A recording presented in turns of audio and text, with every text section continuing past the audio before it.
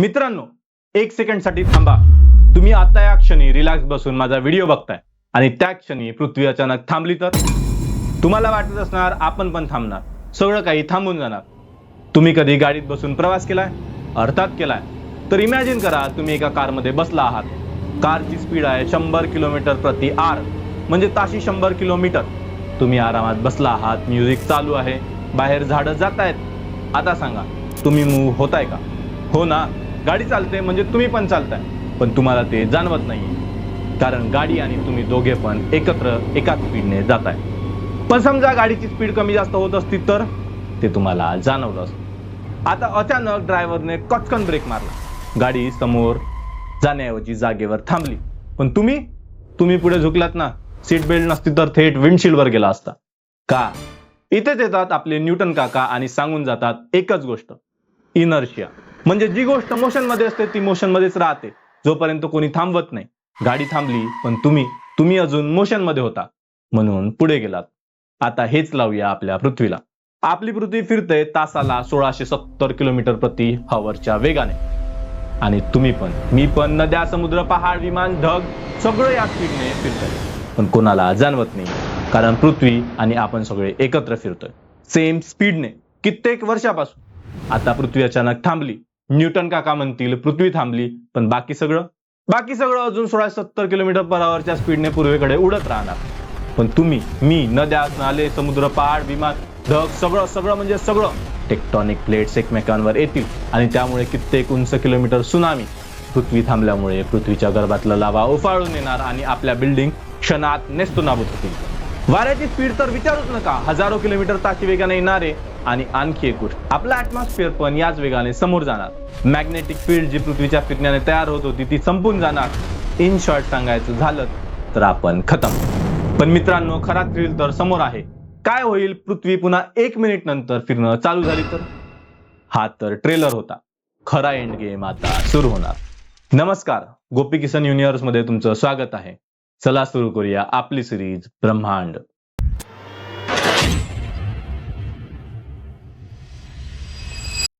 तर आधी एक बेसिक गोष्ट समजून घेऊया. पृथ्वी फिरते हे आपल्याला माहिती आहे, पण का फिरते, कोणी सुरू केलं?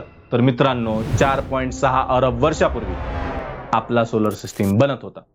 त्याच वेळी एक विशाल गॅस आणि डस्टचा ढग होता, प्रचंड मोठा. इतका मोठा तो ढग हळूहळू स्वतःच्याच ग्रॅव्हिटीमुळे आत आत आत कोलॅप्स होत गेला. आता हे इमॅजिन करा, जसा एखादा आईस स्केटर असतो ना, तो जेव्हा आर्म बाहेर पसरवतो तेव्हा हळूहळू फिरतो आणि आर्म आत घेतले की स्पीड वाढते. सेम गोष्ट झाली त्या ढगाची. कोलॅप्स होताना स्पीड वाढली, फिरणं सुरू झालं.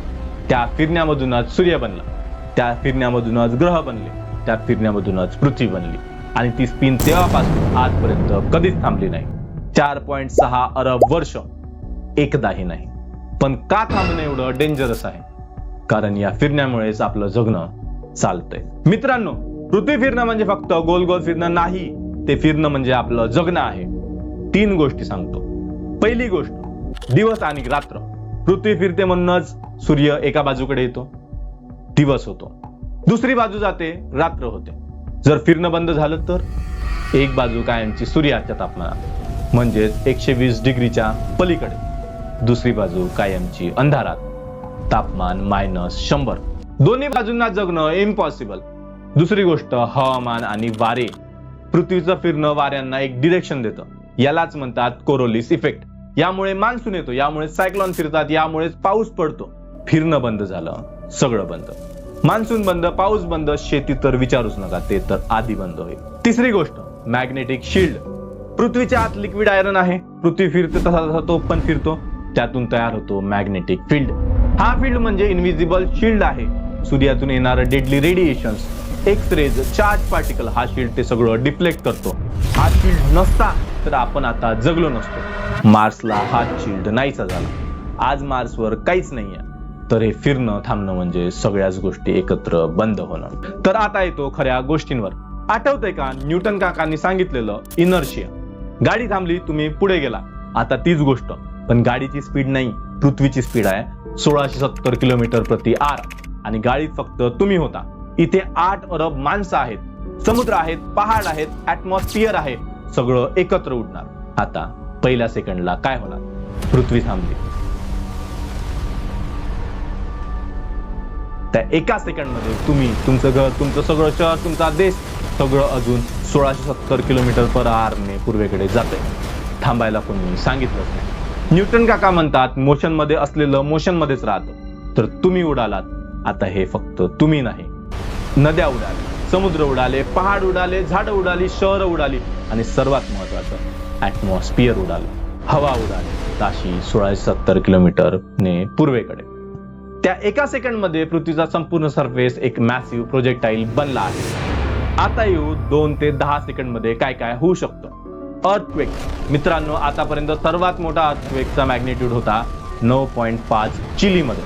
1960 मध्ये त्या अर्थक्वेक मध्ये हजारो लोक मेले. सुनामी आले, शहरं उद्ध्वस्त झाली. आता पृथ्वी अचानक थांबल्यावर येणारा अर्थक्वेकचा मॅग्निट्यूड 15 ते 20 पर्यंत असू शकतो. चिलेच्या अर्थक्वेक पेक्षा लाखो पट जास्त आणि पॉवरफुल. पृथ्वीचा पुरा क्रस्ट एकाच वेळी शेक होतो. टेक्टॉनिक प्लेट्स एकमेकांवर आदळतात, जमीन तडकते, कोलॅप्स होते, जगातले सगळे पहाड एकाच वेळी कोसळायला लागतात. Himalaya, rubbles, Alps, dust, Andes gone. आणि जमिनीखाली असलेले व्होल्केनोज ते एकदम जागे होतात. लावा सरफेसवर येतो सगळ्या दिशांनी. आता येऊया आपण सेकंड 10 ते 1 मिनिटापर्यंत. सुनामी. समुद्र उडाला म्हणजे नक्की काय झालं? तर बघा, समुद्राचं पाणी पण 1670 किलोमीटर पर आवरने पूर्वेकडे गेलं म्हणजे किनाऱ्यावर सुनामी आली. पण हे साधी सुनामी नाही. 2004च्या इंडियन ओशन सुनामी मध्ये लाटा होत्या 30 मीटर उंच. त्यात 2 लाख लोक मेले. आता सुनामीच्या लाटा हंड्रेड्स ऑफ मीटर उंच, काही ठिकाणी किलोमीटर्स पर्यंत. एव्हरेस्टची उंची आहे 8,849 मीटर. त्या सुनामीच्या लाटा त्याच्या जवळपास जाणाऱ्या. इंडियाचा संपूर्ण किनारा, मुंबई, चेन्नई, कोलकाता एका मिनिटमध्ये पाण्याखाली. बांगलादेश पूर्णपणे बुडालेला असेल. आणि फक्त इंडिया नाही, जगाचे सगळे किनारे एकाच वेळी. आता येऊया आपण 1 मिनिटापासून ते 5 मिनिटापर्यंत. Supersonic winds. ऍटमॉस्फिअर आठवते का? तेही उडालं होतं ताशी 1670 किलोमीटरने पूर्वेकडे. म्हणजे विंड स्पीड किती? साऊंडची स्पीड असते तासाला 1235 किलोमीटर. त्यापेक्षा जास्त वेगाने हवा जाते. Supersonic winds. कॅटेगरी 5 सायक्लॉन मध्ये विंड्स असतात तासाला 250 किलोमीटर. त्यात घरं उडतात, झाडं उकडतात. ताशी 1670 किलोमीटरचे विंड्स जे अर्थक्वेक मध्ये टिकलं होतं ते या विंड्स मध्ये उडतंय. जे सुनामी मध्ये वाचलं होतं ते या विंड्स मध्ये जातंय. पहाडांचे उरलेले तुकडे मिसाईल सारखे उडतायत, ते पण पूर्वेकडे. आणि एनर्जी किती? हिरोशिमावर टाकलेला ॲटॉमिक बॉम्ब आठवतोय? त्याची एनर्जी होती 63 ट्रिलियन जूल्स. पृथ्वी थांबल्यावर रिलीज होणारी एनर्जी त्यापेक्षा 10 मिलियन पट जास्त असेल. 10 मिलियन ॲटॉमिक बॉम्ब एकत्र एकाच वेळी पूर्ण सरफेसवर. आता इमॅजिन करा त्या डिस्ट्रक्शनची स्केल. आता येऊया 5 मिनिटापासून ते 30 मिनिटापर्यंत. Global fire storm. Supersonic winds आणि फ्लाइंग डेब्रिस यांच्यात इतकी फ्रिक्शन होते की टेम्परेचर वाढतं, सरफेसवर आग लागते. एकाच ठिकाणी नाही, सगळ्या ठिकाणी. फॉरेस्ट जळतात, जे काही ऑर्गॅनिक आहे ते सगळं पेटतं आणि या आगीचा धूर आभाळामध्ये जातो. काही तासात एक जाड काळा ढग पूर्णपणे पृथ्वीवर पसरतो.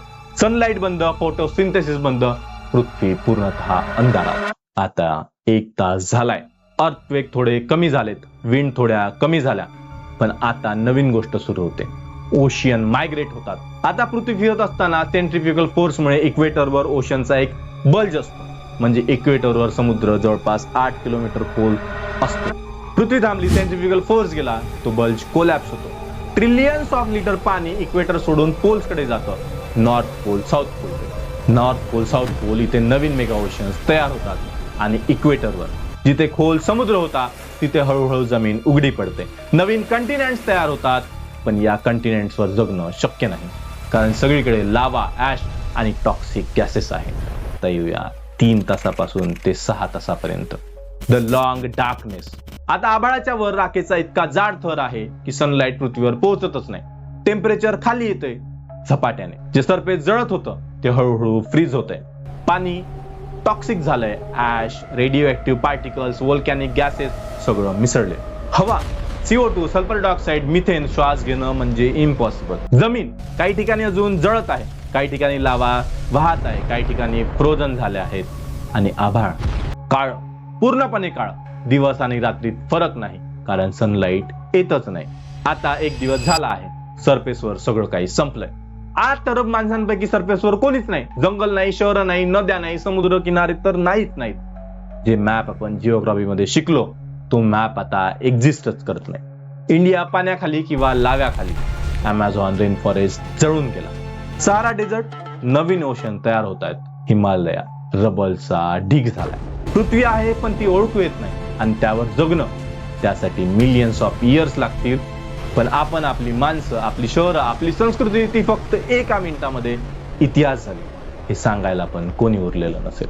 पण लक्षात ठेवा, एक गोष्ट नेहमी असणार, ती म्हणजे आपली सबस्क्राईब बटन प्रेस करा मित्रांनो. पण मित्रांनो, आतापर्यंत जे झालं ते झालं. आता सुरू होणार खरी तबाही. 1 मिनिट नंतर पृथ्वी फिरायला लागते. न्यूटन काका परत येतात आपला इनर्शिया घेऊन. पृथ्वी मूव्ह झाली पूर्वेकडे, पण सरफेसवरचं सगळं अजून स्टेशनरी आहे. म्हणजे आता सगळं पश्चिमेकडे उडणार, उलट दिशेने. पहिला घाव पूर्वेकडून, दुसरा घाव पश्चिमेकडून. 1 मिनिटमध्ये डबल डिझास्टर. पण हे पहिलेपेक्षा जास्त खतरनाक का बरं आहे? मित्रांनो, एक साधी गोष्ट समजा. समजा तुम्ही एका रिकाम्या मैदानात उभे आहात. कोणी एक दगड उचलला आणि तुमच्याकडे फेकून मारला. तो दगड लागला, तुम्हाला दुखलं. आता तोच माणूस त्या दगडाचे 100 तुकडे करतो आणि एकत्र फेकून मारतो. कोणता जास्त धोकादायक? दुसराच ना. हेच झालं आता पृथ्वीवर. पहिल्या इम्पॅक्ट मध्ये बिल्डिंग उडाल्या, पहाड कोसळले, समुद्र आदळले. आता त्याच बिल्डिंगचे हजारो तुकडे, त्याच पहाडांचे दगड, तेच समुद्राचं पाणी, हे सगळं बुलेट सारखं पश्चिमेकडे आदळते. जे पहिल्यांदा कसं बसं टिकलं होतं ते आता पूर्णपणे जाणार. Double fire storm. पहिल्या वेळी ऍटमॉस्फिअर पूर्वेकडे गेलं होतं, सुपरसोनिक विंड्स. आता ऍटमॉस्फिअर पश्चिमेकडे जात आहे, पुन्हा सुपरसोनिक विंड्स. आता या दोन्ही विंड्स एकमेकांमध्येच भेटतात. शॉकवेव्ह, मॅसिव्ह एक्सप्लोजन. इतकं प्रेशर की आसपासचं सगळं क्रश होतंय. आणि टेम्परेचर, इतकी फ्रिक्शन होते की हवाच पेटते. लिटरली हवा जळायला लागते. पहिल्या इम्पॅक्ट मध्ये जे फायर लागले होते ते आता डबल होत आहेत. Global fire storm. जे काही उरलं होतं ते आता जळतंय. त्या आगीचा धूर आभाळात जातो. सनलाइट आता पूर्णपणे ब्लॉक झाले. ओशन्स काय करतात? आधीच बघितलं होतं. इक्वेटर वरचे ओशन्स पोल्स कडे जायला लागले होते, पण 1 मिनिट मध्ये ते पूर्ण शिफ्ट झाले नसतात. आता दुसरा इम्पॅक्ट झाला. ओशन्स आता दोन्ही दिशांनी खेचले जात आहेत. एक प्रचंड लाट पूर्वेकडे, एक प्रचंड लाट पश्चिमेकडे. इक्वेटरवर अचानक कोरडी जमीन उघडी पडते. जिथे खोल समुद्र होता तिथे आता ओशन फ्लोअर दिसतंय, पण त्याच्या दोन्ही बाजूंनी पाण्याच्या वॉल्स उभ्या आहेत, हंड्रेड्स ऑफ किलोमीटर उंच. आणि दोन्ही वॉल्स एकमेकांकडे येत आहेत. जेव्हा त्या टकरावतात तेव्हा होतो एक मेगा एक्सप्लोजन. पाण्याचा इतक्या जोरात आवाज पूर्ण पृथ्वीवर ऐकू येईल, पण तो ऐकायला कोणी उरलेलं नाहीये. पण आपली लाईक बटन अजूनही आहे, ते नक्की दाबा. पृथ्वी परत फिरायला लागली, म्हणजे पृथ्वीचा क्रस्ट परत हलतोय. पहिल्या इम्पॅक्ट मध्ये जे क्रस्ट क्रॅक झाला होता, टेक्टॉनिक प्लेट सरकल्या होत्या, आता दुसऱ्या इम्पॅक्ट मध्ये त्याच क्रॅक मध्ये आणखी मुवमेंट होते. व्होल्कॅनोज जे पहिल्यांदा जागे झाले होते ते आता पूर्ण फोर्सने उफाळतायत. लावा फ्लोज व्हायला लागल्यात सगळ्या दिशांनी. आता पृथ्वीचा सरफेस म्हणजे एक बर्निंग, शेकिंग, फ्लडिंग वेस्टलँड आहे. मित्रांनो, पहिल्या इम्पॅक्ट नंतर कदाचित काही लोक सर्व्हाइव्ह केले असतील. डीप अंडरग्राउंड बंकर्स मध्ये, सबमरीन्स मध्ये, होल केव्ज मध्ये. त्यांना वाटलं असेल वाचलो, आता ठीक होईल. पण दुसरा इम्पॅक्ट आला. त्या बंकर्स वरचे पहाड कोलॅप्स झाले. सबमरीन ओशन वेव्स मध्ये उडाल्या. केव्स मध्ये पाणी आणि लावा शिरलं. आणि जरी कोणी कसं बसं सर्व्हाइव्ह केलं तरी बाहेर काय आहे? आभाळ, राखेचा जाड थर, सनलाइट पूर्णपणे बंद. तापमान झपाट्याने खाली येते.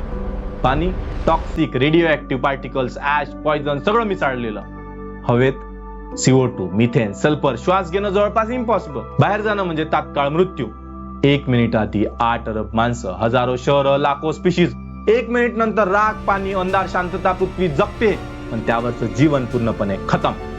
मिलियन्स ऑफ इयर नंतर डीप ओशन मधले बॅक्टेरिया, ऑर्गॅनिझम ते हळूहळू इव्हॉल्व्ह होते. नवीन लाईफ सुरू होईल. पण आपण, आपली शहरं, आपली माणसं, आपण फक्त इतिहास असू जे सांगायला कोणी उरलेलं नसेल. तर मित्रांनो, आज आपण एक खूप मोठी गोष्ट बघितली. एक साधं फिरणं, पण त्यावर किती काही अवलंबून आहे. दिवस रात्र, पाऊस, हवामान, मॅग्नेटिक शिल्ड्स, ओशन्स, जीवन, सगळं फक्त एका फिरण्यामुळे. एक क्षण थांबा आणि विचार करा.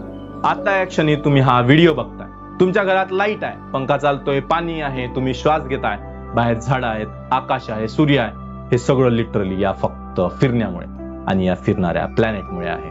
ती फिरणं बंद झाली, हे सगळं 1 मिनिटमध्ये जातं. आपण कधी त्याबद्दल विचार करतो का? नाही ना. आपण हे सगळं ग्रांटेड घेतो. रोज विचार न करता. पण आता तुम्हाला माहिती आहे हे किती प्रिसियस आहे, किती प्रिसाइज आहे. तुम्हाला सेफ ठेवण्यासाठी किती सारे कॉम्बिनेशन्स एकाच वेळी काम करत आहे. तुम्ही समुद्राच्या खोलात गेले तर प्रेशरमुळे मरून जाणार आणि पृथ्वीपासून 8 किलोमीटर वरती गेले तर ऑक्सिजनच्या कमीने मरून जाणार. पृथ्वीच्या सरफेसवर तुम्ही आरामात माझा व्हिडिओ बघू शकता. सायन्स काय सांगतं? मित्रांनो, एक इंटरेस्टिंग फॅक्ट आहे. पृथ्वीचं रोटेशन आता हळूहळू स्लो होत आहे. खूप हळू. दर 100 वर्षांनी 1.4 मिलीसेकंडने कमी होत आहे. इतकं कमी की आपल्या आयुष्यात काहीच फरक जाणवणार नाही. मिलियन्स ऑफ इयर्स नंतर डायरेक्टली धोका नाही. पण सायन्स एक गोष्ट नक्की सांगतं. युनिव्हर्स मध्ये कुठलीच गोष्ट परमनंट नाही. सूर्य एक दिवस मरेल, पृथ्वी एक दिवस थंड होईल, मॅग्नेटिक फील्ड एक दिवस कमकुवत होईल. हे होणारच आहे. वेळ लागतो, बिलियन्स किंवा ट्रिलियन्स ऑफ इयर्स. पण हे होण्यापूर्वी आपण आहोत, जगतोय, श्वास घेतोय. हे किती मोठं आहे ना. आपण किती लकी आहोत. मित्रांनो, आपण नेहमी बोलतो लाईफ मध्ये प्रॉब्लेम्स आहेत, काम नाही, पैसे नाही, ट्रॅफिक आहे, स्ट्रेस आहे. हे खरं आहे, प्रॉब्लेम असतातच. पण एक सेकंड थांबा. तुम्ही एका अशा प्लॅनेटवर आहात जो 4.6 अरब वर्षापासून परफेक्टली फिरतोय. ना जास्त फास्ट, ना जास्त स्लो, परफेक्ट. त्यामुळे तुम्हाला दिवस मिळतो, रात्र मिळते, पाऊस मिळतो, हवा मिळते. तुमच्या प्रॉब्लेम्स रिअल आहेत, पण तुम्ही एक्झिस्ट करताय, हेच खरं मिरॅकल आहे. आज रात्री जेव्हा आकाशाकडे बघाल, एकदा विचार करा. ही पृथ्वी तुमच्यासाठी फिरते, रोज न थांबता, न तक्रार करता. शेवटी एक गोष्ट, आपण युनिव्हर्स मध्ये किती छोटे आहोत हे आज समजलं. एक प्लॅनेट, एक रोटेशन थांबली तर सगळं संपतं. पण त्याच वेळी आपण किती स्पेशल आहोत हेही समजलं. बिलियन्स ऑफ गॅलेक्सीज आहेत, ट्रिलियन्स ऑफ प्लॅनेट आहेत, पण जीवन फक्त इथे, आपल्या या छोट्याशा फिरणाऱ्या ग्रहावर. हे विसरू नका. तर मित्रांनो, तुम्हाला हा व्हिडिओ आवडला असेल तर लाईक करा, शेअर करा, चॅनलला सबस्क्राईब करा. कमेंटमध्ये तुम्हाला व्हिडिओ कसा वाटला नक्की सांगा आणि पुढचा टॉपिक कोणता असावा ते पण सांगा. भेटूया पुढच्या व्हिडिओमध्ये. तोपर्यंत कीप एक्सप्लोरिंग द युनिव्हर्स. धन्यवाद.